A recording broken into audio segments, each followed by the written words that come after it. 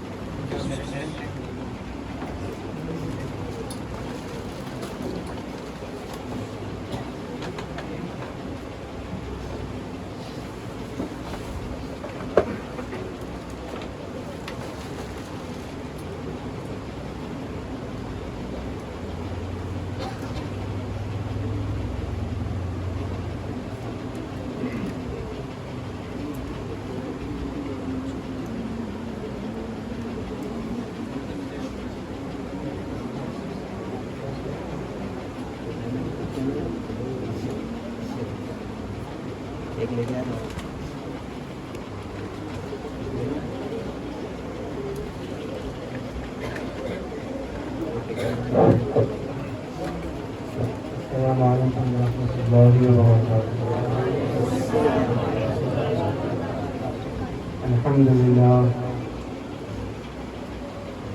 الحمد لله نحمده ونستعينه ونستغفره ونؤمن به ونتوكل عليه ونعوذ بالله من شرور أنفسنا ومن سيئات أعمالنا. من يهده الله فلا مضل له ومن يضلل فلن تجد له وليا مرشدا. ونشهد أن لا إله إلا الله وحده لا شريك له ونشهد أن سيدنا ونبينا ومولانا محمدا صلى الله عليه وسلم عبده ورسوله. أما بعد فأعوذ بالله من الشيطان الرجيم. بسم الله الرحمن الرحيم.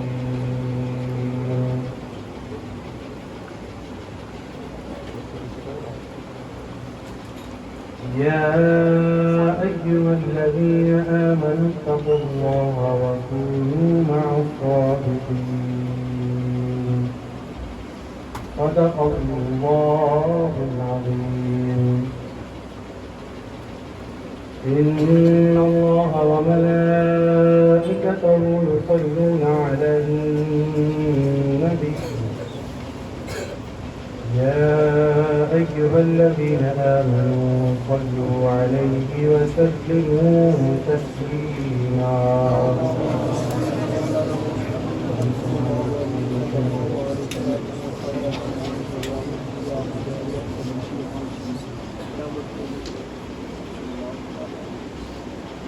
ڈال دی قلب میں عظمت مصطفیٰ ڈال دی قلب میں عظمت مصطفیٰ سیدی اعلیٰ حضرت کو لاکھوں سلام وفا محبت خلوص و الفت کی پاک نصحت میرا رضا ہے وفا محبت خلوص و الفت کی پاک نکہت میرا رضا ہے اہل سنت کی جس سے عظمت وہ رب کی نعمت میرا رضا ہے اہل سنت کی جس سے عظمت وہ رب کی نعمت میرا رضا ہے عزیزان محترم بڑی ہی خوشی اور مسرت کی بات ہے اور یہاں پر موجود حاضرین سامعین کی زندہ دلی اور ان کا ذوق اور شوق دیکھ کر الحمدللہ ہمیں بڑی خوشی ہوتی ہے کہ جب بھی کوئی دینی پروگرام ہوتا ہے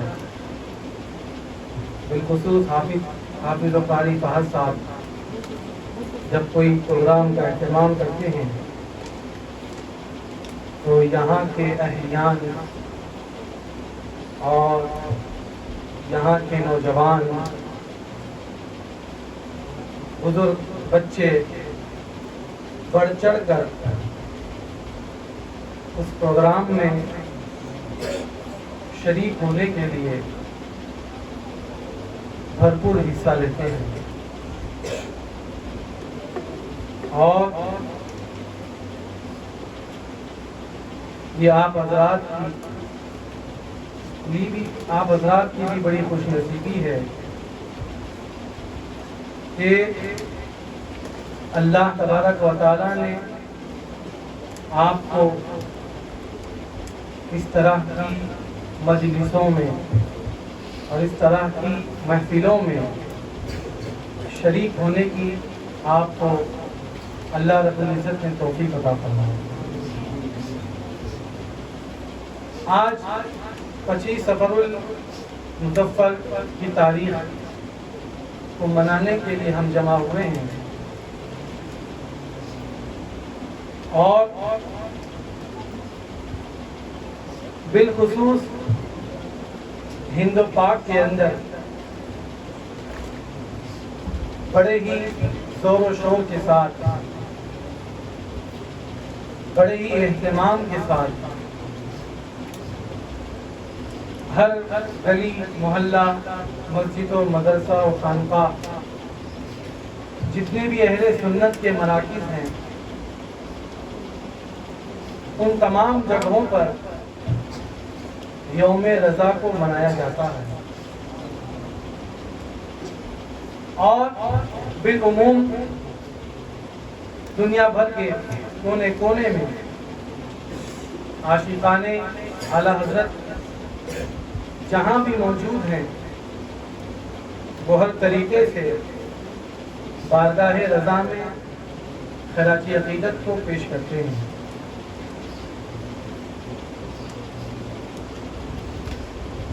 میرے عزیزوں دوستوں،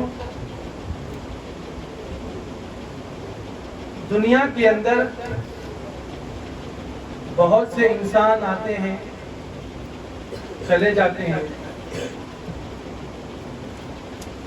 اور ان انسانوں کے اندر اہل ایمان یہ بھی دنیا میں آتے ہیں چلے جاتے ہیں، لیکن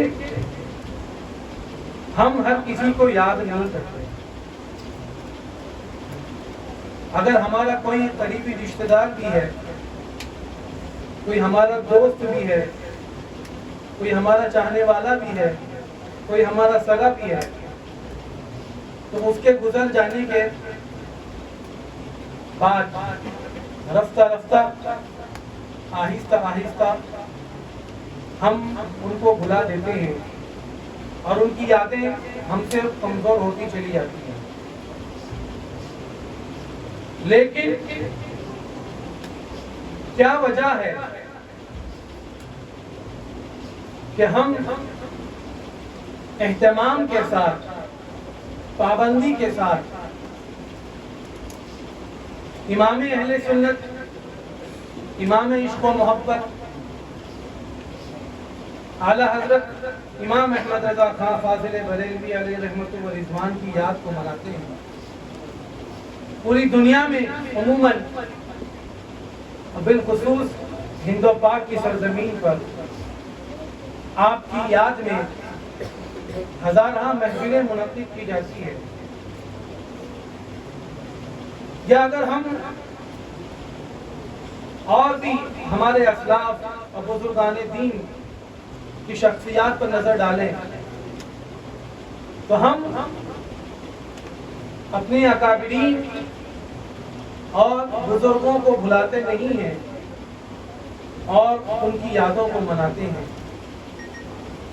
اور بالخصوص آج کی اس محفل کے حوالے سے جو مجھے عرض کرنا ہے کہ آخر ایسی کون سی وجہ ہے جس کی وجہ کہ جو وجہ ہمیں بار بار ان کی یاد کو منانے پر مجبور کرتی ہے. وہ کون سے وجوہات ہیں جن کے بنا پر ہم امام اہل سنت کی یاد کو مناتے ہیں؟ تو اگر ہمیں اسے سمجھنا ہے تو آئیے میں آپ کو حدیث پاک کی روشنی میں سمجھاتا ہوں. حضرت ابو ہریرہ رضی اللہ تعالی عنہ سے مروی ہے، اللہ کے رسول صلی اللہ علیہ وسلم ارشاد فرماتے ہیں، خلاصہ حدیث ہے کہ بے شک اللہ تبارک و تعالی جب کسی بندے سے محبت فرماتا ہے،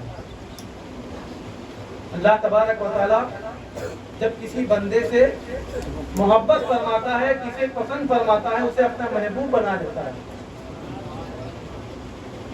تو جبرائیل سے رب تبارک و تعالی فرماتا ہے کہ اے جبرائیل،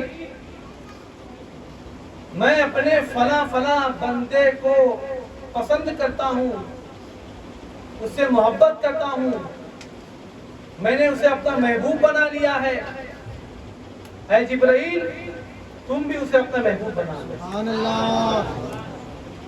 حضرت جبرائیل بھی اس اللہ کے بندے سے محبت فرمانے لگتے ہیں. پھر جب وہ بندہ حضرت جبرائیل کا محبوب ہو جاتا ہے تو سیدنا جبرائیل علیہ السلام ندا دیتے ہیں، پکارتے ہیں، اور وہ پکار فرشتوں کے لیے ہوتی ہے. ملائکہ کو آواز دیتے ہیں، ملائکہ میں ندا دیتے ہیں. اہل السماء کا ذکر آیا ہے کہ آسمان والوں کو حضرت جبرائیل پکارتے ہیں، اور اس آسمان کے اندر ساتوں آسمان شامل ہیں. ساتوں آسمان، یہ نہیں کسی پہلے آسمان والوں کو دعوت دی گئی، ان کو پکارا گیا، یا صرف دوسرے والے کو، تیسرے والے کو، نہیں، بلکہ ساتوں آسمان والوں کو، فرشتوں کو، ملائکہ کو حضرت جبریل امین ندا دیتے ہیں اور اعلان کرتے ہیں کہ سنو، فلاں فلاں بندے کو اللہ نے اپنا محبوب بنا لیا. سبحان اللہ. فَأَحِبُّوهُ، تو اے ملائکہ تم بھی اس سے محبت کرو. چنانچہ سارے ملائکہ اس بندے سے محبت کرنے لگ جاتے ہیں. پھر اتنا ہی نہیں، جب آسمانوں پر ندا دی جاتی ہے آسمانوں کے بعد کہا گیا کہ زمین والوں میں جو اہل ایمان ہوتے ہیں، بات یاد رکھیے، جو اہل ایمان ہوتے ہیں، اللہ تبارک و تعالی ان اہل ایمان کے دلوں میں اس بندے کی محبت کو ڈال دیتا ہے۔ سبحان اللہ۔ یہاں پر ایک بہت عظیم نقطہ ہے، کہا گیا کہ کافر کے دل میں محبت نہیں ڈالی جاتی ہے، کافر کے دل میں محبت نہیں ڈالی جاتی ہے۔ آپ کہیں گے یہ کیسے؟ حضرت موسیٰ علیہ السلام کے واقعات کو دیکھ لیجیے۔ حضرت موسیٰ علیہ السلام جن سے اہل ایمان محبت کرتے تھے، لیکن فرعون ان سے محبت نہیں کرتا تھا، اور جو فرعون کے چاہنے والے تھے وہ ان سے محبت نہیں کرتے تھے، لیکن جو اہل ایمان تھے وہ ان سے محبت کیا کرتے تھے۔ تو جب اس بندے کی اللہ کے نیک بندے کی محبت کا اعلان فرشتوں میں آسمانوں کے اندر ہو جاتا ہے، تو پھر وہ روح زمین پر ندا دی جاتی ہے، اور اللہ تبارک و تعالیٰ کی جانب سے اہل ایمان کے دلوں میں ان کی محبت کو ڈال دیا جاتا ہے، تو اہل ایمان ان سے محبت کرنے لگ جاتے ہیں۔ تو کیا معلوم ہوا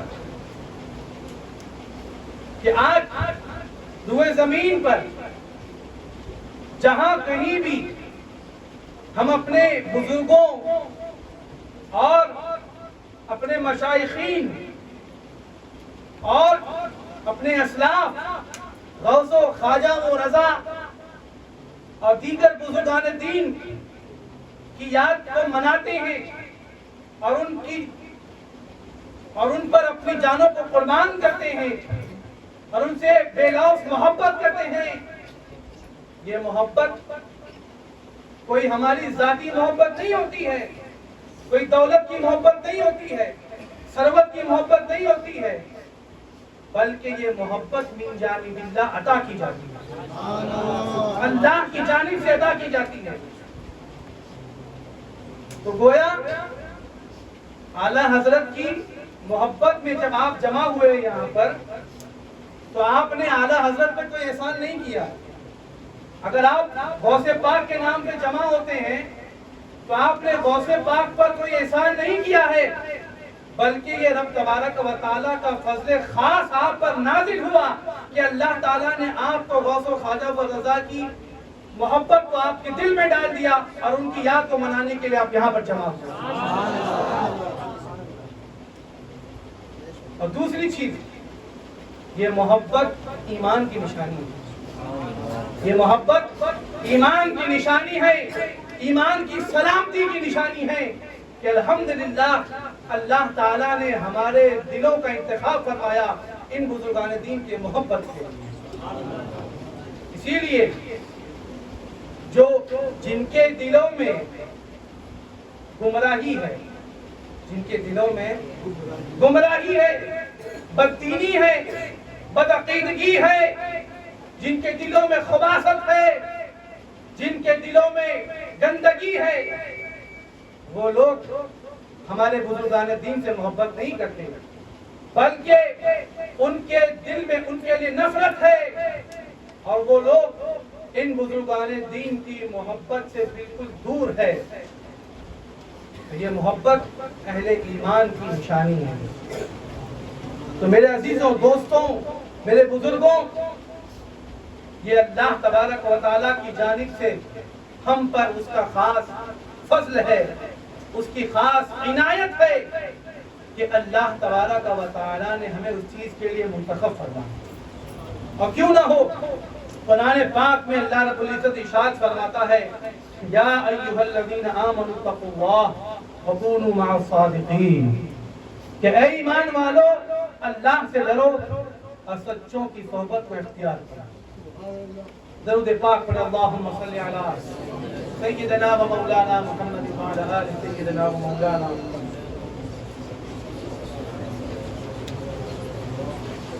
میرے عزیزوں، دوستوں، اگر ہمیں اس فلسفے کو سمجھنا ہے، بالخصوص اعلیٰ حضرت امام احمد رضا خان فاضل بریلوی علیہ رحمۃ الرضوان کی جو ہم یاد مناتے ہیں اور ان کے دامن سے ہم آپ کو اور اپنے آپ کو اس بات کی نصیحت اور وصیت کرتے ہیں کہ ان کے دامن کو مضبوطی سے تھامے رہو. اس کی جو سب سے بڑی وجہ ہے، اگر یہ سمجھنا ہے تو ہمیں اس سے پہلے کی چیزوں کو سمجھنا ہوگا.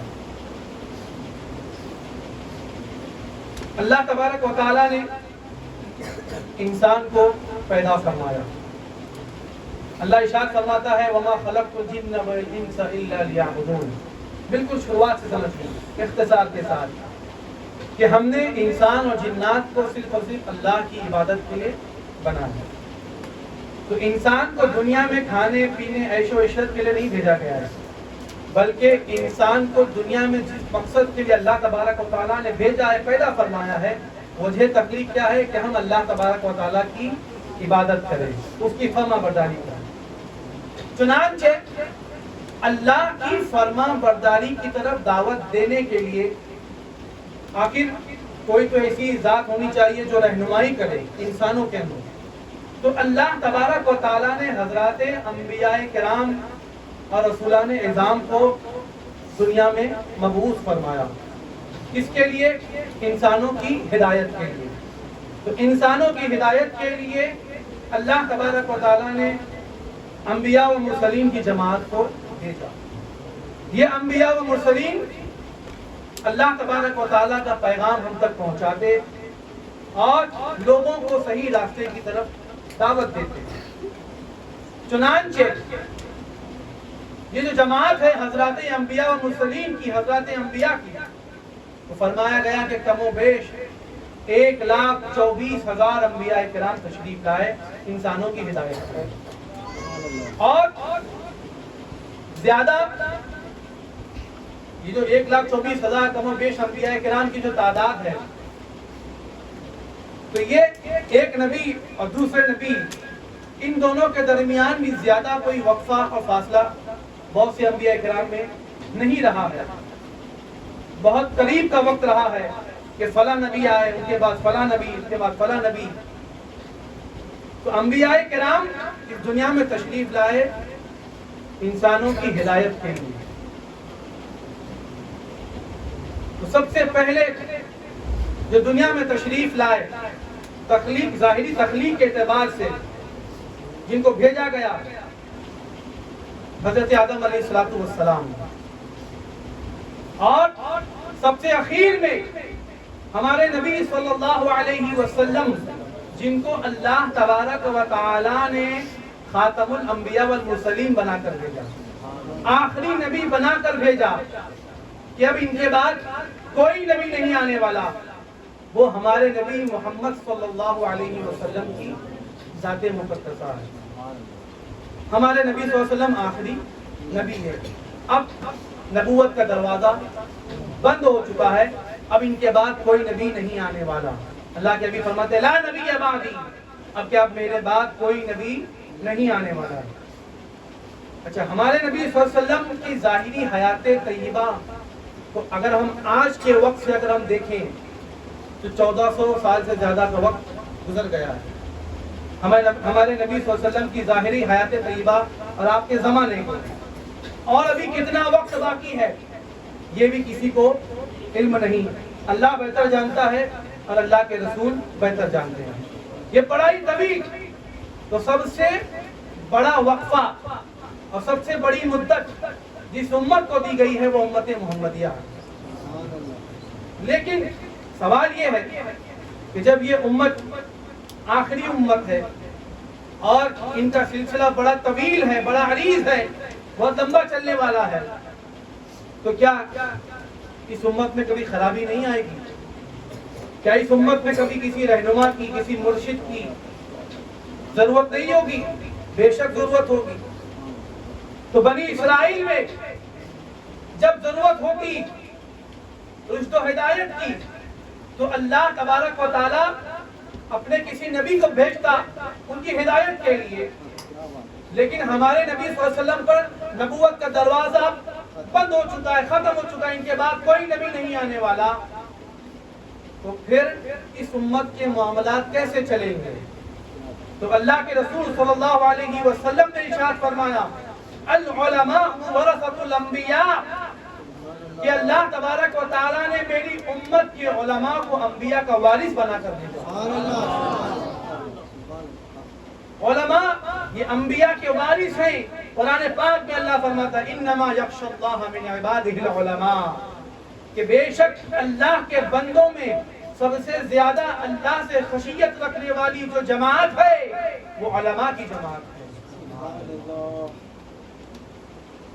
تو ایک دوسری حدیث میں آتا ہے، اللہ کے حبیب صلی اللہ علیہ وسلم فرماتے ہیں علماء امتی کانبیاء بنی اسرائیل، کہ میری امت کے علماء بنی اسرائیل کی انبیاء کی طرح ہیں، اس معاملے میں کہ جس طریقے سے بنی اسرائیل کی رشد و ہدایت کے لیے جب بھی ضرورت ہوتی تو اللہ تبارک و تعالی انبیاء کو بھیجتا، تو میری امت میں وہی کام میری امت کے علماء فرمائیں گے۔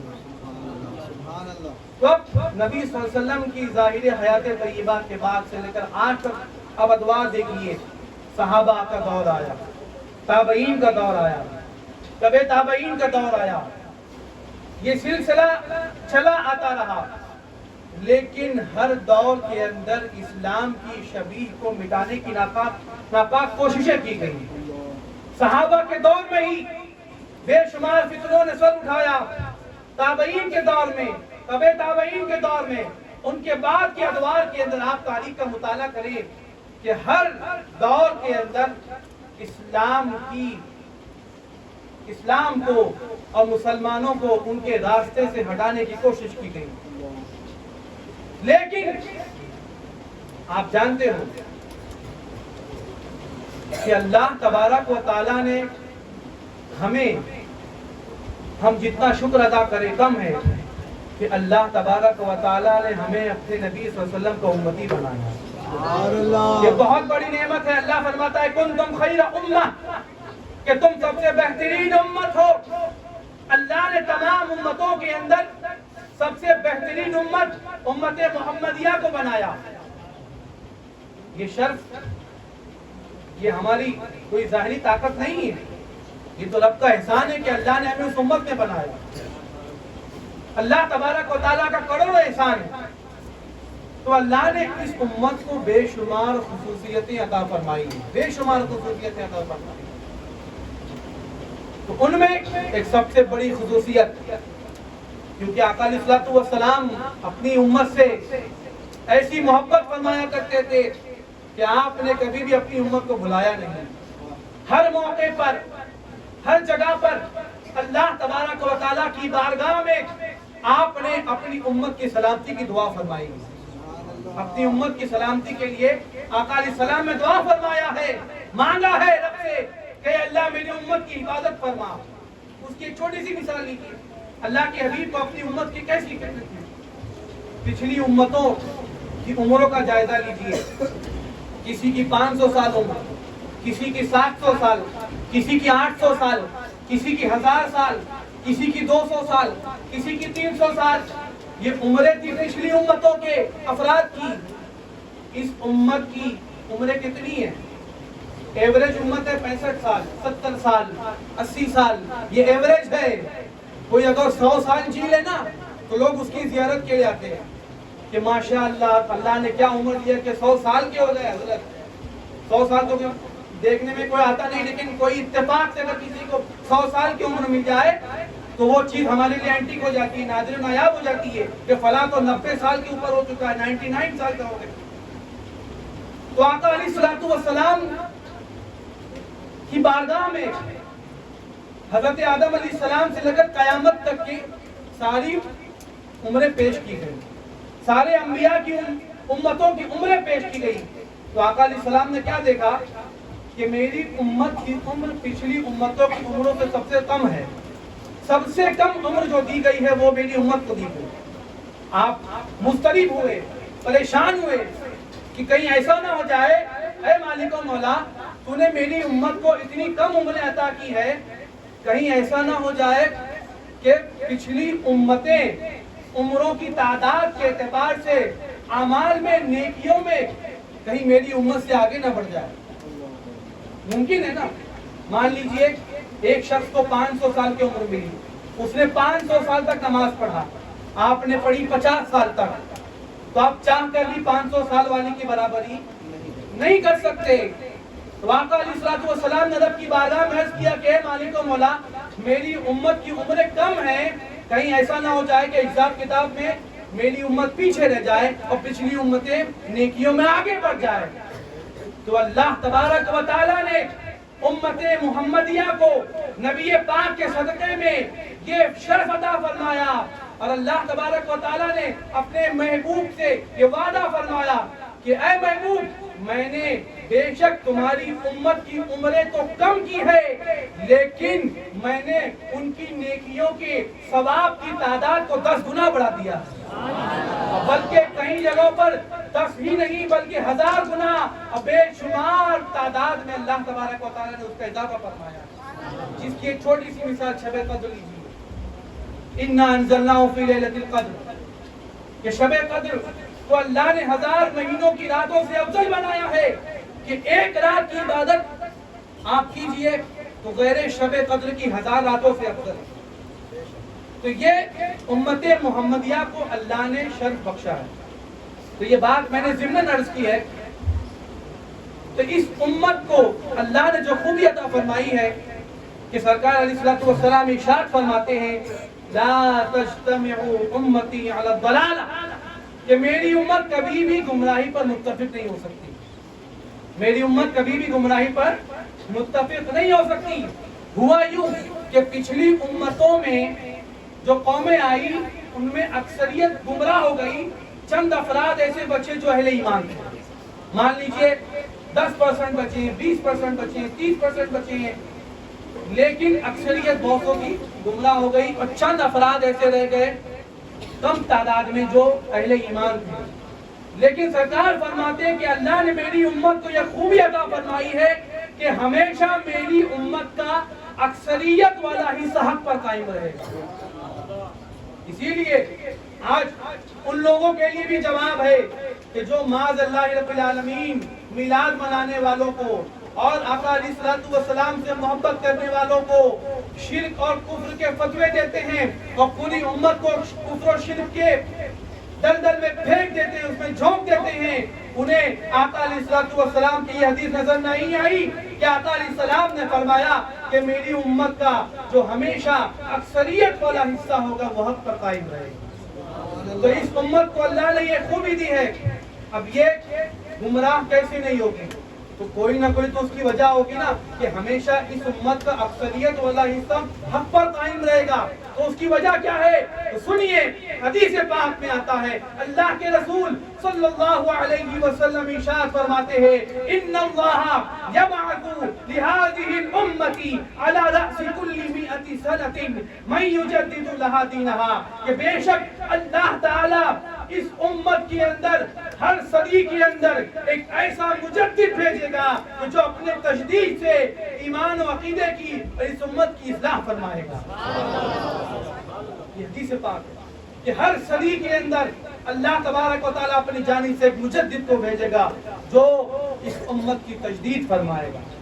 تو ہر دور کے اندر بڑی لمبی فہرست ہے مجددین کی، لیکن آئیے آج جس ہم مجدد کی یاد کو منانے کے لیے آئے ہیں وہ مجدد دین و ملت امام اہل سنت اعلی حضرت فاضل بریلوی امام احمد رضا خان فاضل بریلوی علیہ الرحمت و رضوان کی ذات ہے کہ جن کو اللہ تبارک و تعالیٰ نے 14ویں صدی کا مجدد بنا کر بھیجا، جنہوں نے اپنے تجدیدی کارناموں سے اور علمی کارناموں سے بالخصوص بر صغیر ہند و پاک کے مسلمان اور بالعموم جہاں تک آپ کا فیضان پہنچا ان سب کے ایمان و عقیدے کی آپ نے حفاظت فرمائی۔ اسی لیے ہم لوگ امام احمد رضا کو کی یاد کو مناتے ہیں اور ان سے بے پناہ محبت کرتے ہیں۔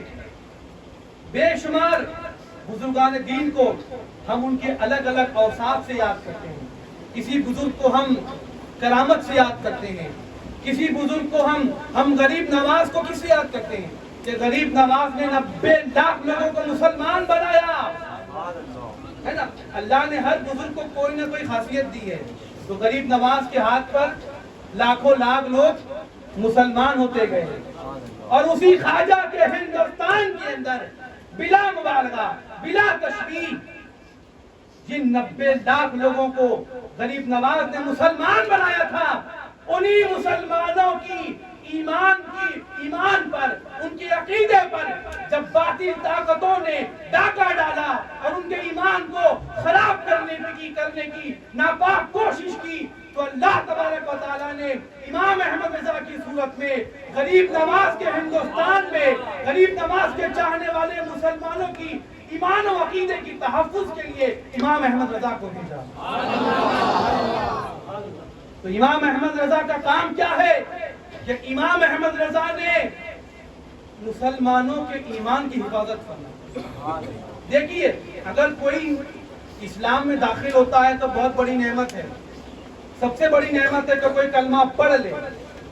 لیکن اگر کوئی مسلمان علیاذ باللہ ایمان اسلام سے نکل جائے, کوئی اسلام سے خارج ہو جائے, یہ سب سے خطرناک چیز ہے. تو ہماری امام احمد رضا نے جس دور میں آپ پیدا ہوئے, جس دور میں آپ نے ہوش سنبھالا, تو وہ دور بڑا ہی پرفتن دور تھا. اور وہ دور یہود و نصارہ کی سازشوں کا دور تھا. یہود و نصارہ نے ہند و پاک کے مسلمانوں سے بدلہ لینے کے لیے اور ہندوستان کے مسلمانوں کو توڑنے کے لیے, ان کی طاقت کو ریزہ کرنے کے لیے جس چیز کو اپنایا وہ یہ تھی کہ ہندوستان کے مسلمانوں کے درمیان یہود و نصارہ کی مدد سے وہابیت کو پیدا کیا, نجدیت کو پیدا کیا, گمراہیت کو پیدا کیا. بنام اسلام ایسی بے شمار جماعتیں مسلمانوں کے درمیان بنام مسلمان, بنام اہل سنت و جماعت داخل ہوئی اور ان لوگوں نے مسلمانوں کے ایمان و عقیدے کو خراب کرنے کی کوشش کی. تو امام احمد رضا نے اپنے قلم کی نوک سے, آپ نے تلوار نہیں چلائی, آپ نے خنجر نہیں چلایا, بلکہ امام احمد رضا نے اپنا قلم اٹھایا اور اپنے قلم کے ذریعہ قرآن و سنت کی روشنی میں وہ علمی خدمات کو انجام دیے کہ ہر گوشے کے اندر, آپ دین کے کسی بھی گوشے کو لے لیجئے, ہر گوشے کے اندر آپ کو امام احمد رضا کی علمی خدمات نظر آئیں گی. آپ صرف امام احمد رضا کو نعتیہ شاعری تک محدود نہ رکھیں.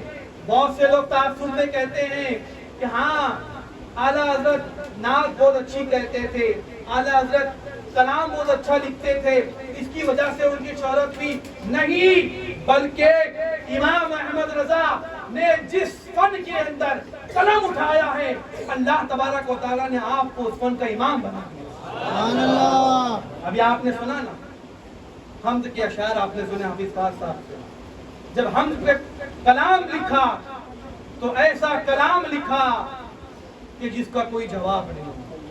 جب نعت مصطفیٰ لکھی تو ایسی نعت مصطفیٰ لکھی کہ ڈال دی قلب میں عظمت مصطفیٰ, سیدی اعلیٰ حضرت پہ لاکھوں سلام. آپ جانتے ہو نعت کہنا, نعت لکھنا یہ کوئی آسان کام نہیں, کوئی آسان کام نہیں. خود اعلیٰ حضرت فرماتے ہیں کہ نعت لکھنا یہ کوئی آسان نہیں ہے, سب سے خطرناک اور بہت باریک مرحلہ ہے. آپ کہیں گے وہ کیسے, ہم تو حضور کی تعریف کر رہے ہیں. اس کی مثال یوں لیجئے, میں نے اگر کوئی شعر لکھ دیا, یا رسول اللہ آپ پر تو میری جان قربان ہے, آپ پر تو میری جان قربان ہے, میں تو آپ کے لیے یہ کر دوں گا, میں تو آپ کے لیے وہ کر دوں گا. میں نے نعت تو لکھ دیا, آپ کو بہت پسند بھی ہے کہ ماشاءاللہ حضرت نے کیا نعت کی, لیکن اگر میرے اندر وہ کیفیت نہیں ہے, میرے عشق میں اگر وہ کیفیت نہیں, میرے عقیدت میں اگر وہ تڑپ نہیں ہے, تو پھر آپ فرماتے ہیں قیامت کے دن اس کا حساب ہوگا. کہا جائے گا حضور کی بارگاہ میں, حضور پوچھیں گے کہ اے میرے چاہنے والے, تو نے میری شان میں کلام تو لکھا, لیکن جب وقت آیا تو تو نے کیسی قربانیاں پیش کی. کیا تو نے کوئی قربانی پیش کی ہے؟ کیا تیرا حال اور تیرا مقال، حال و مقال، حال و قول، یہ دونوں ایک ہونا چاہیے؟ جو میرے دل کی کیفیت ہو، جو میرے دل کی کیفیت ہو، جو میرے جذبات کی کیفیت ہو، جو میرے اندر ایمان کی حرارت ہو، وہی چیز میری زبان پہ آنی چاہیے اور وہی چیز کو مجھے لکھنا چاہیے۔ لیکن اگر میں نے کہنے کا تو کہہ دیا کہ آپ پر میری جان قربان ہے، لیکن اگر نبی پاک صلی اللہ علیہ وسلم کی عظمت کی عظمت پر، ان کی حرمت پر، ان کے ناموس پر اگر مجھے اپنی جان کو قربان کرنے کا وقت آیا اور میں اس سے پیچھے ہو گیا تو گویا میں اپنے قول میں جھوٹا ہو گیا۔ تو اعلیٰ حضرت فرماتے ہیں کہ نعت لکھنا یہ کوئی آسان کام نہیں ہے۔ آپ فرماتے ہیں کہ جب میرے اندر وہ کیفیت پیدا ہو جاتی، جب میرے اندر وہ کیفیت پیدا ہو جاتی، میں اپنے آپ کو اس شعر کا مصداق سمجھتا، تب میں اپنے قلم کو اٹھاتا اور کہہ دیتا۔ اسی لیے آپ نے کہا سب سے اولا والا ہمارا نبی، سب سے بالا والا ہمارا نبی، سارے اونچوں میں اونچا سمجھیے جسے، ہے اس اونچے سے اونچا ہمارا نبی۔ آپ اعلیٰ حضرت کے نعتیہ کلام کو سنیے، ایک ایک شعر حدیث پاک کی ترجمانی کرتا نظر آئے گا۔ درود پاک پڑھی، اللہم صلی علی سیدنا و مولانا۔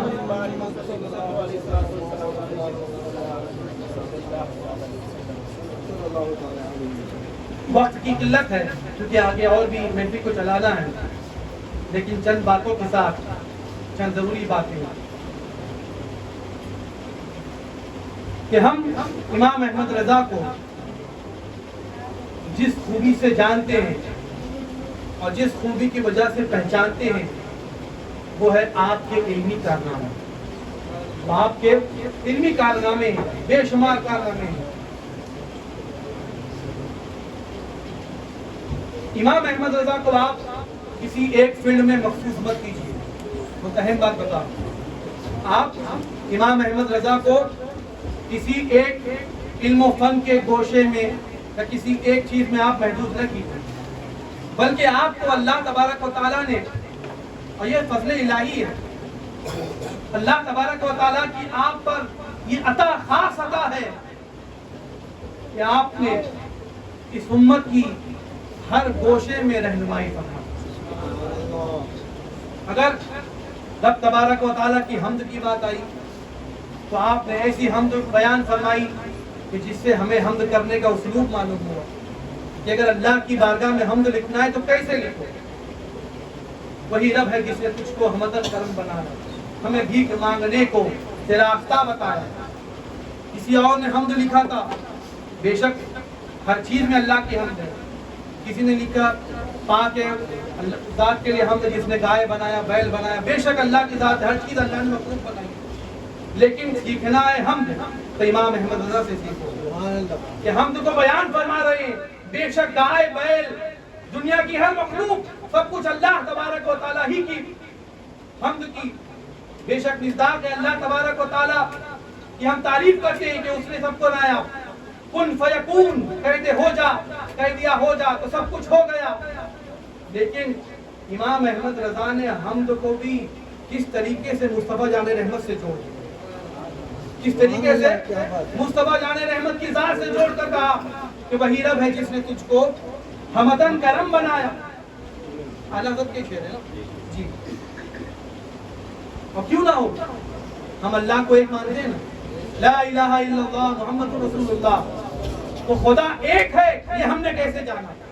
محمد رسول اللہ نے بتایا، اللہ کے رسول نے بتایا کہ اللہ ایک ہے، تو ہم نے گواہی دی کہ بے شک اللہ کے سوا کوئی معبود نہیں۔ آپ عشق و محبت کی بات کیجئے تو آپ جان گئے کہ اعلیٰ حضرت نے ہمارے دلوں میں کیسی محبت کو پیدا فرمایا، کیسے عشق رسول کو پیدا فرمایا۔ اس کے بعد والی بات جو بتانے جا رہا ہوں کہ اعلیٰ حضرت نے ہمارے دلوں میں صرف عشق رسول نہیں پیدا کیا ہے، بلکہ امام احمد رضا نے ہمارے دلوں میں عشق صحابہ کو بھی پیدا کیا۔ اور پھر ایک اور بات، آج کے دور میں امام احمد رضا کا نام لے کر لوگ بدنام کرنے کی کوشش کر رہے ہیں کہ امام احمد رضا کو معاذ اللہ رب العالمین اہل بیت سے بغاوت کی عداوت تھی، آپ کے دل میں اہل بیت کی محبت نہیں تھی، یہ جھوٹے ہیں۔ امام احمد رضا نے جس طریقے سے ہمارے دلوں میں عشق رسول کو پیدا فرمایا، عشق رسالت کو پیدا فرمایا، اسی طریقے سے امام احمد رضا نے ہمارے دلوں میں اہل بیت کی بھی محبت کو پیدا فرمایا۔ ایک نہیں، آپ اعلیٰ حضرت کے کلام کو، نعتیہ اشعار کو دیکھیے، ہے نا، اعلیٰ حضرت کا بڑا ہی مشہور شعر ہے کہ تیری نسل پاک میں ہے بچہ بچہ نور کا، تیری نسل پاک میں ہے بچہ بچہ نور کا، تو ہے عین نور تیرا سب گھرانہ نور۔ اعلیٰ حضرت نے اہل بیت کی شان میں بے شمار کتابیں لکھی، اہل بیت کی محبت کو بیان فرمایا کہ اہل بیت کی محبت کیا ہے، اہل بیت کی شان کیا ہے۔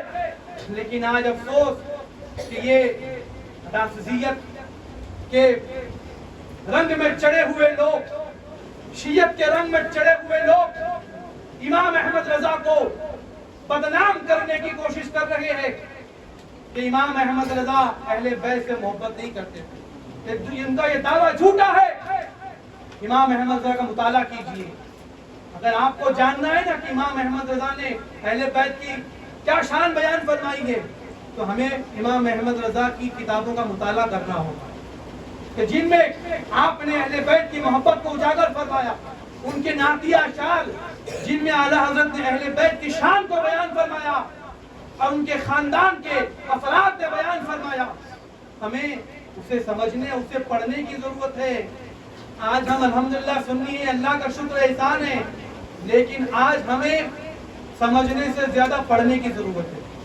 جب ہم پڑھ کر سمجھیں گے نا تو انشاءاللہ تبارک و تعالی ہمارے عقیدے کو کوئی بگاڑ نہیں سکتا۔ آج ہماری قوم میں پڑھنے کی کمی ہے، ہم پڑھائی لکھائی سے بہت کم ہو گئے ہیں، مطالعے سے بہت دور ہو گئے ہیں، اسی لیے جو بھی آتا ہے ہمارے کان میں کوئی بات پھونک دیتا ہے تو فوراً ہم اس کی بات کو ایکسپٹ کر لیتے ہیں کہ ہاں شاید یہ آدمی صحیح کہہ رہا ہے۔ لیکن اگر آپ اعلیٰ حضرت کی کتاب کا مطالعہ کرو گے، پھر اگر کوئی مخالف اعلیٰ حضرت آپ کے پاس آئے اور کہے کہ امام احمد رضا نے اہل بیت کی شان کو گھٹایا ہے، معاذ اللہ، یا امام احمد رضا نے اہل بیت کی محبت کو نہیں بتایا ہے، تو آپ بالفور اس کا رد بلیغ فرماؤ، آپ فوراً اس کا رد کرو گے نہیں وہ جھوٹا ہے، کیونکہ میں نے امام احمد رضا کو پڑھا ہے اور میں نے امام احمد رضا کی کتابوں کا مطالعہ کیا ہے، ان کی تعلیمات کا مطالعہ کیا ہے، مجھے کہیں پر بھی یہ چیز نظر نہیں آتی۔ تو میرے عزیز و دوستو، الحمدللہ ہم اہل سنت و جماعت ہے، اہل اعتدال ہے، اہل اعتدال ہے، ہمارے اندر اعتدال پایا جاتا ہے کہ ہم جس کی جو شان ہے ہم اس کی شان کو قرآن و سنت کے مطابق، شریعت کے اصول کے مطابق، شریعت کے قوانین کے مطابق ہم ان شخصیات کا، ان کا احترام کرتے ہیں، نہ ہم غلو کرتے ہیں کہ جس غلو کی ممانعت آئی ہے، نہ ان کو ان کے منصب سے نیچے گراتے ہیں، والعیاذ باللہ۔ ہم اہل اعتدال ہیں، ہم امام احمد رضا کے ماننے والے ہیں۔ تو اعلیٰ حضرت نے صحابہ کی محبت کو پیدا فرمایا، اسی لیے تو اعلیٰ حضرت نے کہا کہ وہ 10 جن کو جنت کا مزدہ ملا، وہ 10 جن کو جنت کا مزدہ ملا، اس مبارک جماعت پہ لاکھوں سلام۔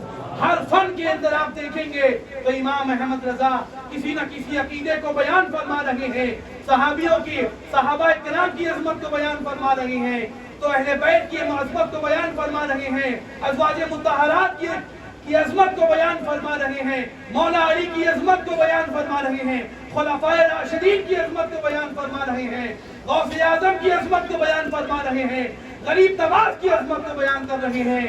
تو میرے عزیزوں دوستو، کسی بھی گوشے کے اندر امام احمد رضا نے ہمیں پیاسا نہیں چھوڑا ہے، بلکہ ہمیں ہر گوشے میں امام احمد رضا نے ہمیں سیراب فرما دیا اور ہمیں ہماری پیاس کو بجھا دیا ہے۔ لہذا یہ دعویٰ جھوٹا ہے، اور کیوں نہ ہو، آخری بات، ہر دور پہ صرف اعلیٰ حضرت نہیں، آپ اسلام کی تاریخ کے بڑے بڑے اکابرین، علماء، محدثین کی سیرت کا مطالعہ کیجیے، کہ ہر دور کے اندر ہر دور میں اہل علم سے حسد کیا گیا ہر دور میں. اور اللہ کے ابھی فرماتے ہیں کہ لا حسد الا فی اثنتین، کہ دنیا میں دو لوگوں سے سب سے زیادہ حسد کیا جاتا ہے. آپ بھی یاد رکھیں، دنیا میں سب سے زیادہ حسد دو لوگوں سے کیا جاتا ہے. پہلا وہ شخص جس کو اللہ نے مال کی دولت سے نوازا، جس کو اللہ نے مال کی دولت سے نوازا، وہ اللہ کی راہ میں خرچ بھی کرتا ہے، تو سب سے زیادہ لوگ مال والے سے حسد کرتے ہیں، ہے نا. اگر ہمارے برادری میں، ہمارے محلے میں اگر کوئی کروڑ پتی ہو گیا تو ہم سوچتے ہیں کہ ہم اس سے بڑا ارب پتی بن جائیں. اگر کوئی ارب پتی بن جاتا ہے تو ہم سوچتے ہیں یار بڑا تو ارب پتی، مجھے خرب پتی بننا ہے. انسان کی خواہشات کبھی پوری نہیں ہوتی. الہاکم التکاثر، تمہیں کثرت نے، کثرت کی شہوت نے، کثرت کی طلب نے تمہیں غافل کر دیا. حتی زرتم المقابر، یہاں تک کہ تم نے قبروں کا منہ دیکھ لیا. یہ کثرت کبھی ختم نہیں ہوتی. سرکار فرماتے ہیں ایک تو مال والے سے دنیا میں حسد کیا جاتا ہے، اور دوسرا اہل علم جس سے لوگ دنیا میں لوگ حسد کرتے ہیں. ایک مال والے سے، دوسرا علم والے سے. اب بزرگان دین کے حالات کا مطالعہ کیجئے. میں اعلیٰ حضرت کے حوالے سے بیان کرنا چاہوں.